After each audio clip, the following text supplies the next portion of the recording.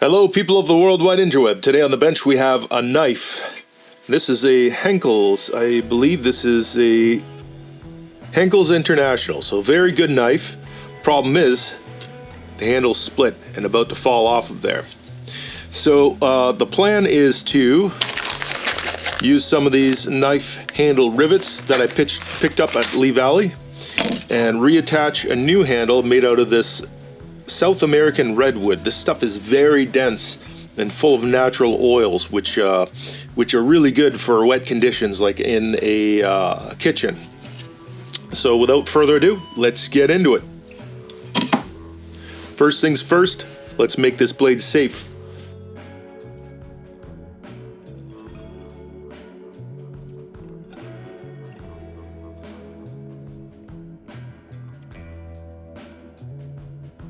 So I'm going to use a little putty knife here to pry it apart very carefully.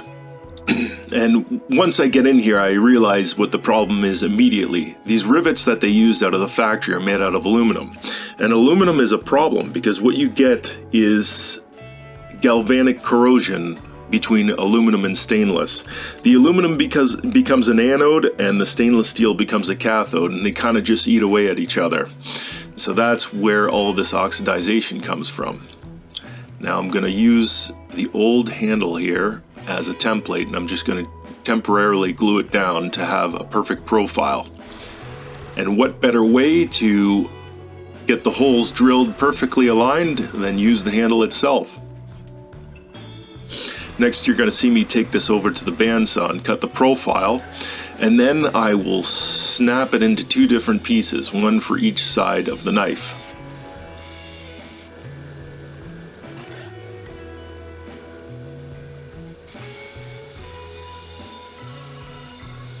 This is a perfect way to ensure that the holes always line up 100%.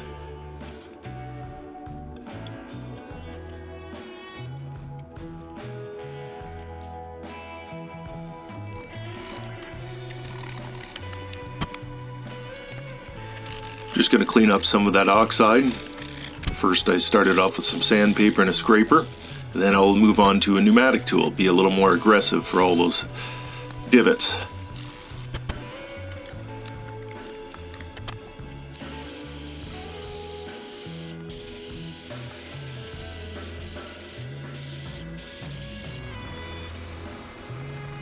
Next, I'm going to use a countersink bit and make the holes for the rivets to sit in.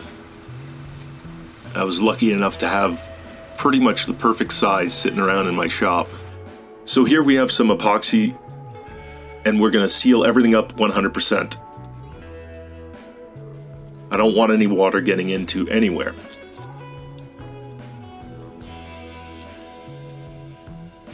Next, we'll be pounding the rivets in. And this was a little bit more difficult than I thought it would be. These things really, they're pretty tight, and I suppose I probably didn't have to put the epoxy, but since it will be in a wet environment, this is what I want. I want it to be 100% sealed. And what I ended up doing is going on the lathe and turning two little pieces of metal that are about the size of the head of the rivet. And to countersink them a little bit more, I put it in the vise, as you'll see in a moment here, and pressed the rivets in a little bit more.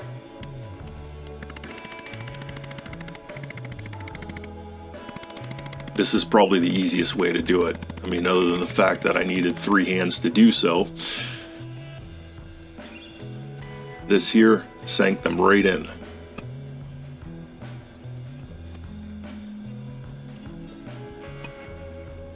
By the way, if anyone's done this before or has any helpful tips, down below in the comments, I'm always ears.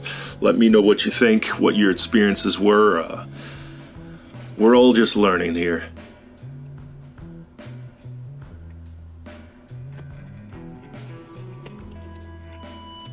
I'll leave this here in the vise overnight. Now it's time to sand out the profile of the knife.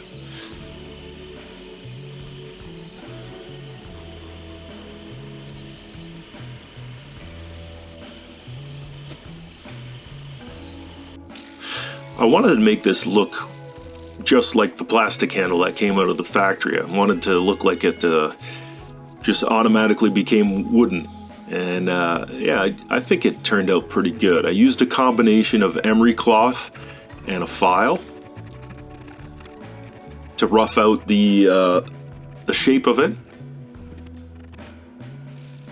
Yeah, that contour in the end of the handle there was a little bit difficult, but we made it look pretty decent.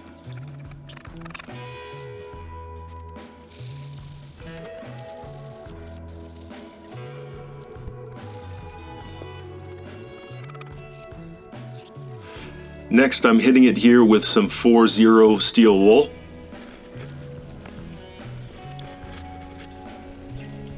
Really want to burnish that wood.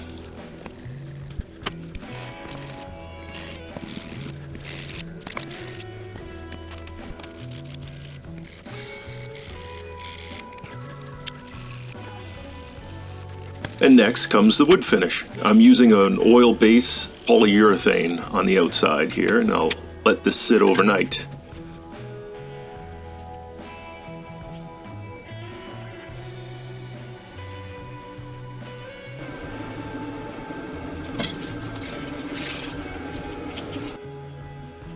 So here I'm going to test out how sharp the knife was, and it wasn't too bad and probably be okay in the kitchen.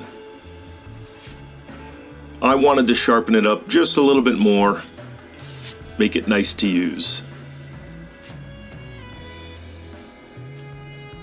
Now, everybody from every different end of the world has a different method of sharpening, and I'm not interested in spending a 3-day course learning how to sharpen things, nor do I want to spend 3 hours sharpening one knife. So this is my method, like it or not, and it works for me. I just go directly from the diamond plate straight to the buffing wheel. And you'll see me every once in a while turn the blade up on end and look right down the edge of the blade. And what I'm looking for are little glints of white light. That'll tell me that there's still something standing up on the edge there, and I still have to address that. So after I see no more, and there's no little pieces of metal hanging out, it's off to the buffing wheel. Not complicated, and make sure when you're doing this not to round over the edge. I'm keeping the blade in a downward fashion. You're just sweeping over the edge, removing all the burrs.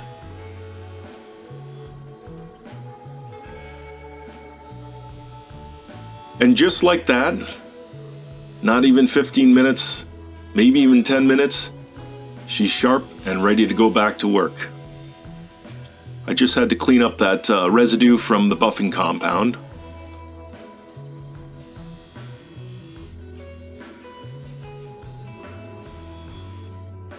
This two-step sharpening method is very good. Quickly getting things sharpened is the objective for me. And look, it yields a pretty good result, and I'm happy with it. At this point, this concludes the video of the restoration of this knife.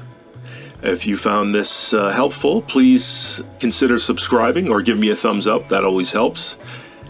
And as always, thank you for watching, and I will catch you on the next one. Have a great day.